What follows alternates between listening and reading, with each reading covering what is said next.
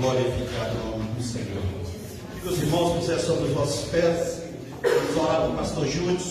Hoje é de responsabilidade dele trazer esta palavra. Soberano e eterno Deus, mais uma vez da tua presença, queremos agradecer essa rica oportunidade. Está aqui o pastor Júlio, hoje tem responsabilidade dele trazer esta palavra, né? Que o Senhor esteja com ele, capacitando, dando direção, que em cada momento ele diminua e o Senhor cresça nele sabedoria. Esteja com ele no trabalhar desta tarde, capacitando e dando direção, meu Pai. Que em cada momento ele possa ser um pregador, que nós possamos entender o que ele vai falar, Senhor.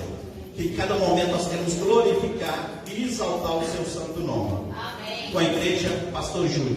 Glória a Deus.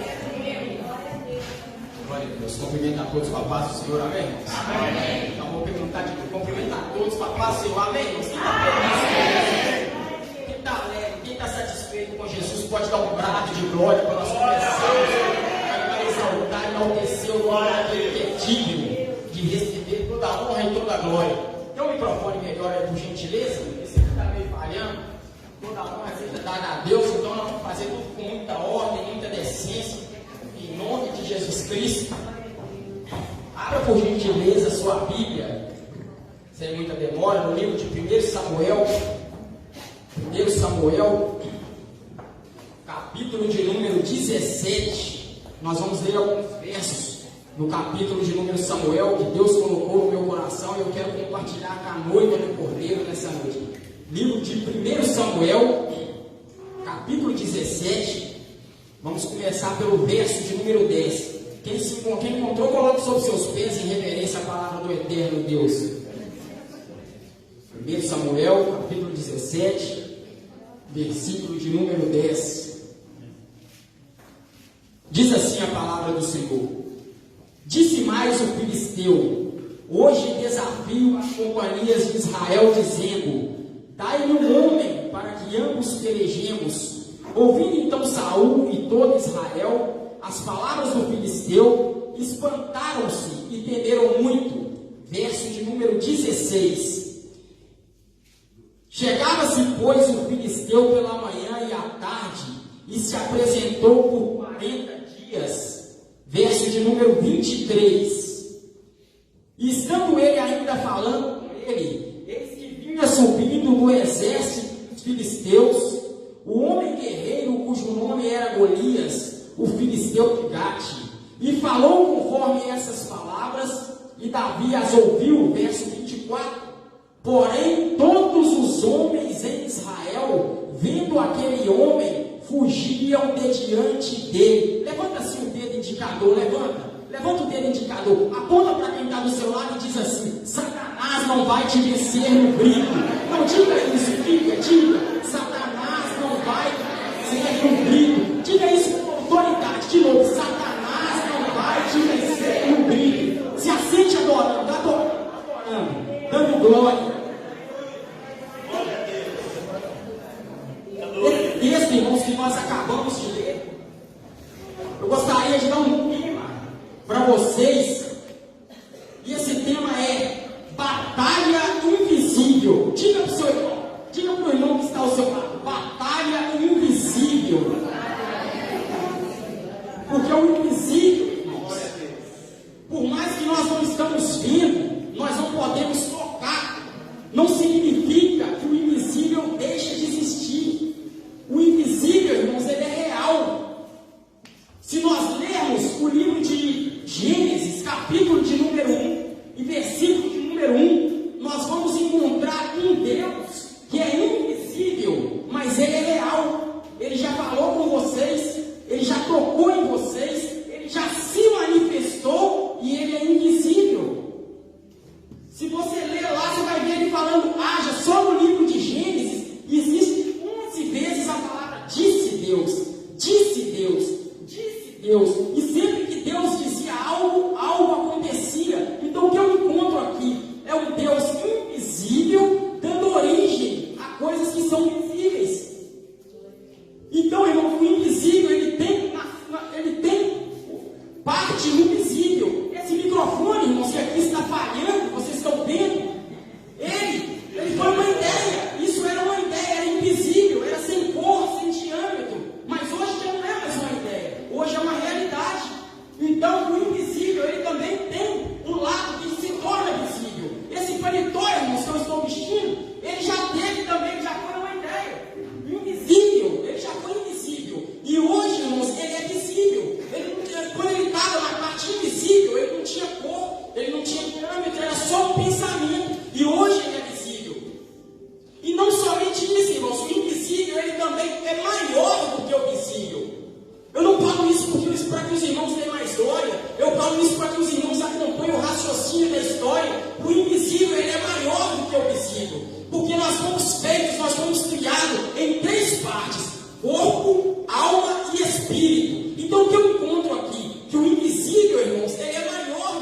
visível. Quando eu estava conversando com o pastor Gêmeos me disse que estava muito cansado, o trabalho é muito árduo, mas é só o corpo que cansa, irmãos. O visível cansa, o invisível ele não se cansa. Aquilo que você não vê, a minha alma, o meu espírito, que você não consegue enxergar, ela não se cansa, ela não tem rugas, ela não envelhece, ela não enfraquece. Então, irmãos, o que eu encontro aqui, que o invisível, ele além dele existir, ele é maior ainda do que o visível. Então, irmãos, sabendo que o invisível ele é maior do que o visível, uma guerra, irmãos, ela começa a ser vencida pelo invisível. Cultos como esse, eles se começam pelo invisível. Curas começam pelo invisível. Boas notas na faculdade, ela começa pelo invisível. Então eu encontro aqui nesse texto, irmãos, uma guerra que estava sendo vencida no invisível. Uma batalha que estava sendo vencida no invisível. Porque esse homem, que o nome dele era Golias, ele não conhecia Deus, ele não honrava Deus, ele zombava de Deus, ele criticava Deus, ele agredia Deus. O texto diz, irmãos, que ele afrontava o povo de Deus. Mas o texto também me diz que ele usava estratégias no mundo invisível. Basta você ler a Bíblia que você vai entender que ele usava estratégias no campo invisível. Ele usava armas, irmãos, no campo invisível. A Bíblia diz que havia um vale. Quem está ligado aqui mais assim com a mão para me ver? Havia um vale em Israel. E diz a Bíblia que esse gigante ele descia até o vale. E quando ele chegava lá no vale, ele exibia a sua estética. Ele levantava as pernas, levantava o braço, fazia gestos. E só dele fazer esses movimentos, aqui no texto, os homens de Israel olhavam, tremia na base e já começava a fugir. Ele estava ganhando usando a estética, a mente. Ele estava usando a força, a aparência. Diz o texto, irmãos, que esse homem era tão grande, pastor Gênesis. Ele tinha um capacete tão grande e enorme sobre a sua cabeça, calçado nos pés. Mas é engraçado como ele é estrategista, esse homem. Durante 40 dias, ele venceu Israel. Esse homem diz a Bíblia que ele tinha um escudo tão grande, irmãos, tão grande, que precisava de um outro homem para carregar o seu escudo. Ele precisava de um escudeiro do lado dele para carregar, de tão grande que era.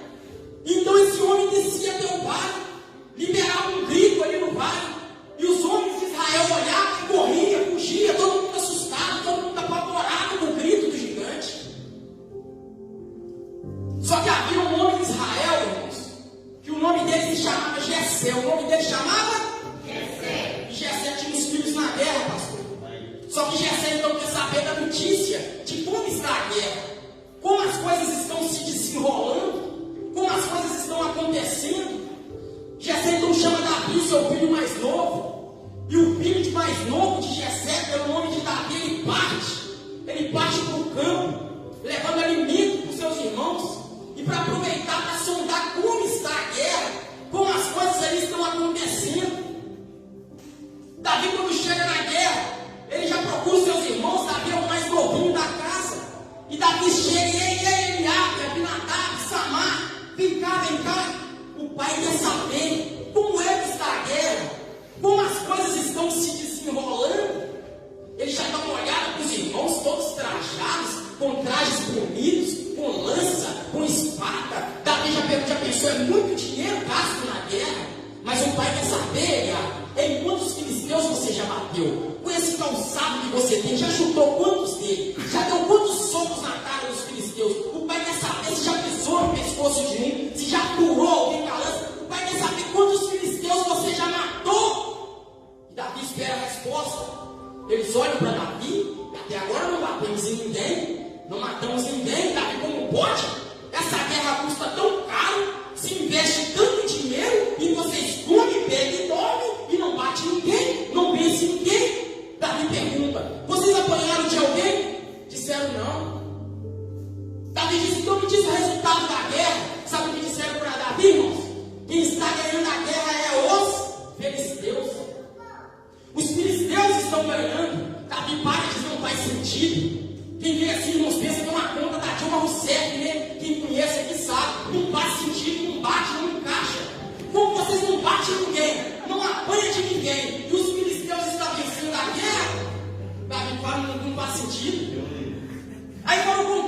Davi é porque no meio dos filisteus tem um gigante, ele é forte, ele é isso, ele é aquilo outro. Davi não, ele não é. Mostra o currículo dele para mim. Me diz uma guerra que ele venceu. Me diz alguém que apanhou dele aqui. Não tem ninguém na Bíblia que apanhou de Golias. E Davi começa a pedir o histórico dele. Diz a Bíblia, irmãos, que quando que Davi está conversando com eles, o gigante desce ao vale. Mostra a sua estética, a conversa acaba. Quando ele dá um grito, ele diz assim: dai-me, pois, um homem, para que ambos pelejemos. Se eu vencer Israel, Saul, mulheres, jovens, todos serão escravos dos filisteus. E se eu perder, Golias, nosso exército inteiro, seremos escravos de Israel. Quando ele dá o grito, o povo se assustava, corria, tremia. Mas diz o texto, irmãos, que Davi ficou irado, Davi ficou nervoso, Davi parou e disse: não é normal, não é normal. Quem é esse gigante mau caráter? Quem é esse gigante sem vergonha? Quem é esse gigante que não vale nada, que está gritando com vocês? E vocês estão com medo. Aí foram contar para Davi, irmãos. Davi não aceitou. Davi pegou e falou com eles assim: então, vocês não lembram de quando o profeta Samuel foi na nossa casa?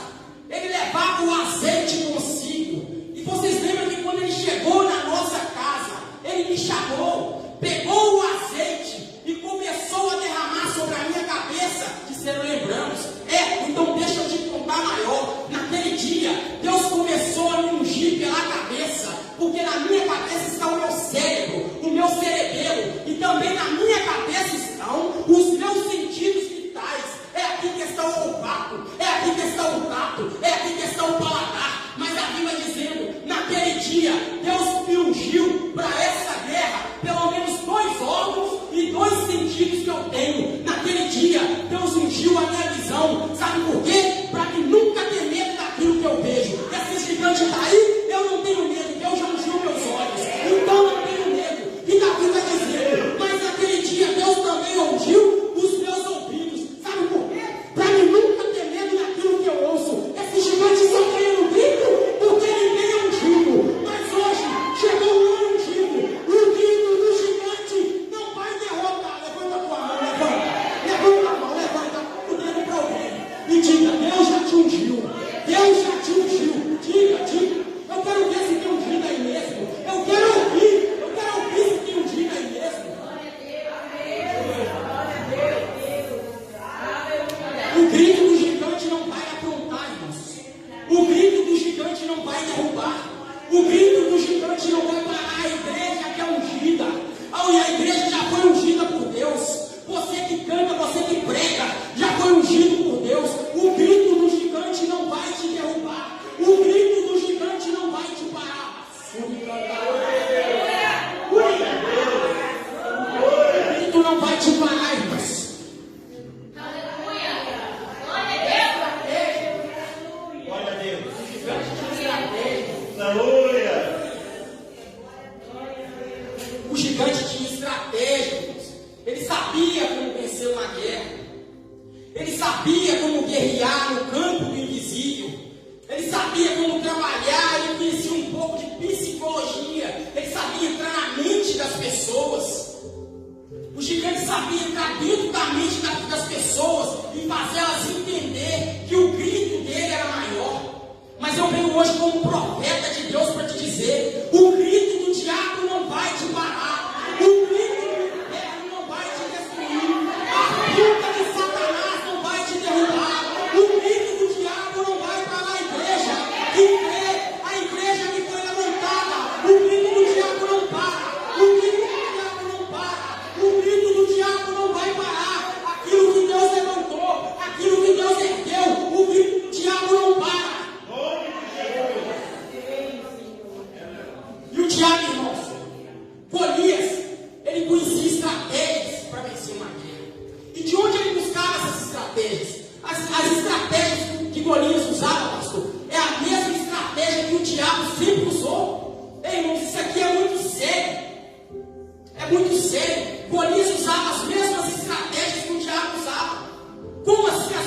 estratégia que o diabo usava. Eu nunca vi um demônio corajoso ao ponto de subir no púlpito, arrancar um pregador daqui, jogar ele lá para fora e falar com ele: vai beber, vai prostituir, vai usar droga, vai fumar. Eu nunca vi demônio corajoso a esse ponto. Eu nunca vi. Eu nunca vi um demônio corajoso ao ponto de entrar dentro de uma casa, pegar a mulher, chutar ela para um lado, pegar o marido e chutar para o outro. Eu nunca vi um demônio fazer assim. Eu nunca vi um pregador chegar aqui na igreja, todo quebrado, todo moído, e você perguntar para ele: irmão, o que aconteceu? Ah, pastor, juntou tranca-rua, encheu caveira, Zé Pilintra, me deram uma surra, eu caía, levantava, batia de novo. Não, irmãos, eu nunca vi demônio para ter essa coragem. Eu nunca vi demônio corajoso para tirar o obreiro aqui na marra, irmãos. Eu nunca vi, no tempo que eu sirvo a Deus e no tempo que eu vejo as coisas de Deus acontecer, nunca vi um demônio para ter essa coragem. Mas eu já tenho visto, pastor, nesse tempo que eu sirvo a Deus e no tempo da igreja, pessoas que pregavam aqui e não pregam mais sem derrubar o diabo. Pessoas que evangelizavam lá na rua e não evangelizam mais sem parar o diabo. Eu já cansei de ver, pastor, pessoas que adoravam nos ônibus, que pregavam nas ruas e hoje não pregam mais sem parar o diabo. Parou. Pastor, mas como o diabo consegue parar pessoas sem tocar em ninguém? É a mesma estratégia de Golias. Sem tocar, sem agredir, é no grito, é no grito.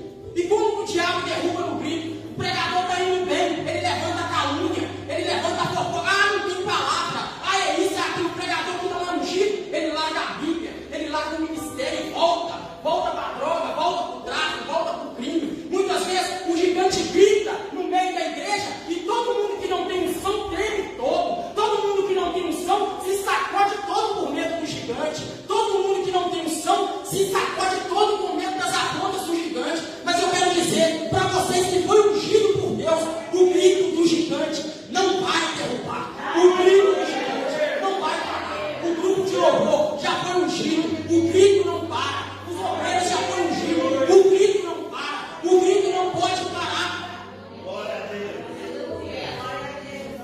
Ah, pastor, esse aqui é muito forte, não pode pregar sobre essas coisas na igreja.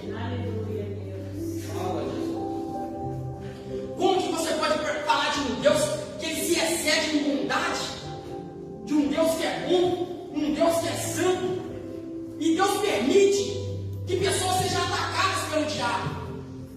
Mas Deus não é bom, Deus não é amor, Deus é amor. Eu ouço muito isso: Deus é amor. Não pode falar isso porque Deus é amor. Não pode falar aqui porque Deus é amor. Ah, Deus é amor. Deus é amor, irmãos, mas ele é fogo que consome. Ele é fogo que consome. Eu gosto de provar na Bíblia. Verdade. Tem um evento no Monte Horebe, um evento. Deus é o anfitrião desse evento. E ele convidou para esse evento uma pessoa especial, Moisés. Moisés subiu para o monte para orar. Deus deu para ele os mandamentos na tábua, na pedra. Quando ele estava descendo o monte, o que aconteceu? Tinha roubado o dinheiro da congregação, tinha feito um bezerro, estava adorando outros deuses. Moisés tirou, quebrou a tábua. Só que ele sentiu o peso do ministério no ombro, porque quanto mais é dado, mais é cobrado. Ele sentiu o peso do ministério e Deus falou com ele: se consagra a casa de Arão a sacerdote. Olha o Deus de amor aí, ó. Olha o Deus de amor aí. Deus que mandou consagra Arão, consagra a casa de Arão a sacerdote. Moisés pegou a bacia de cobre, colocou a bacia de cobre, pegou o cordeiro, colocou a mão de Arão, colocou a mão de Nadab, colocou a mão de Abiú, filho de Arão, sacrificou o cordeiro. Irmãos, presta atenção nisso aqui, porque Deus te amou. Sacrificou o cordeiro, pegou o sangue do cordeiro, passou na orelha dos filhos de Arão, pegou o sangue do cordeiro, passou no dedinho mindinho dos filhos de Arão, pegou o sangue do cordeiro, passou na orelha de Arão, pegou o sangue do cordeiro, passou também no dedinho mindinho de Arão. Agora, a casa de Arão foi consagrada a Deus. A casa de Arão agora podia entrar na presença de Deus a qualquer momento para oferecer sacrifício. Agora, irmãos, o Deus de amor permitiu que Arão e a sua casa usassem a tiara de ouro na cabeça, que pudesse usar a pedra de Turim, de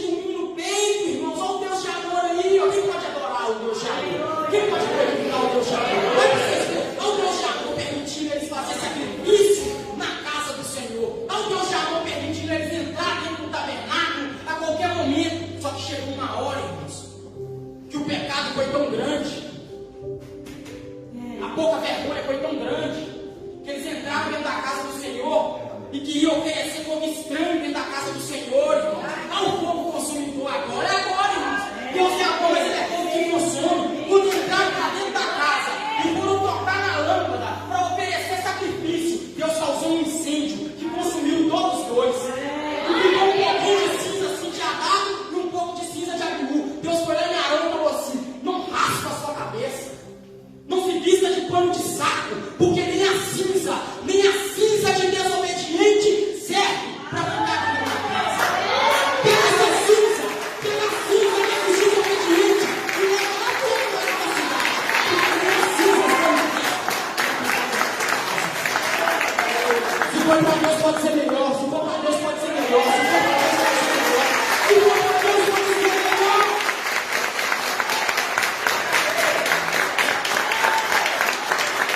Deus é amor, mas ele é fogo que consome. Coloque sobre seus pés, irmãos, em nome de Jesus. Eu já vou passar a palavra, mas antes eu vou finalizar a mensagem que Deus me deu.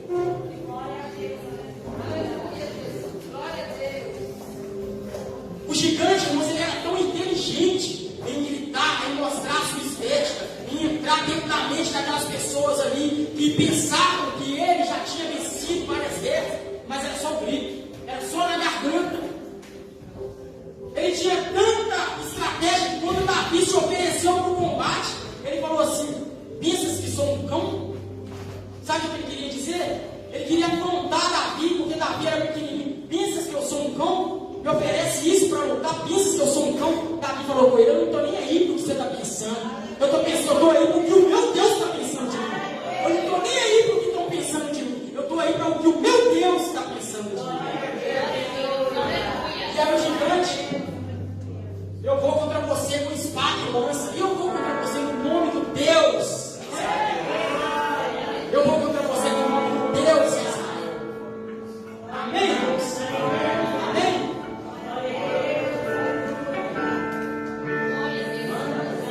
Aleluia! Começa a receber a presença de Deus em nós. Começa a receber a graça de Deus e a glória de Deus. Eu creio que aquele que veio buscar algo de Deus vai sair daqui revestido com poder. Vai sair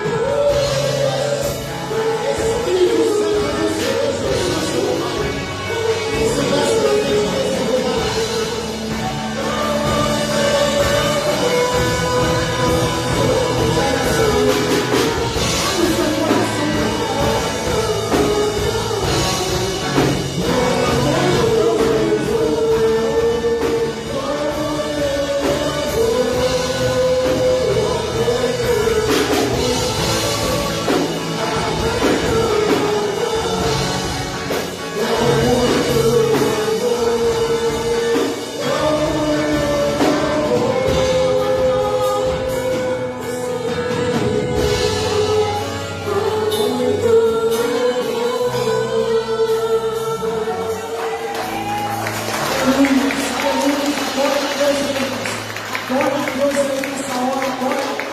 Quem pode glorificar a Deus? Quem pode glorificar a Deus aí? Quem pode abrir a boca e adorar a Deus aí de verdade?